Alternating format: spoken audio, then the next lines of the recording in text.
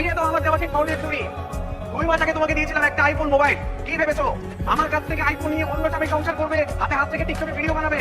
না না না না, তা হবে না। ফিরিয়ে দাও আমার সেই আইফোন মোবাইল। মায়ের অসুস্থতার কথা বলে নিয়েছিলে 22,000 টাকা।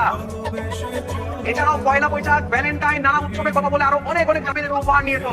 ফিরিয়ে দাও আমার সেই সকল উপহার। সাদিয়া, আমি তোমার অপেক্ষায় আছি।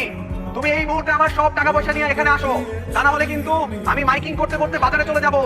ছি ছি, যা আমরা বুঝার বুঝে গেছি, আসেন না এসব। ভাইসাব যাবেন না প্লিজ। এখন পর্যন্ত এই 3 বছরের প্রেমের সম্পর্কে তুমি আমার কাছ থেকে নিয়েছো 5,56,720 টাকা।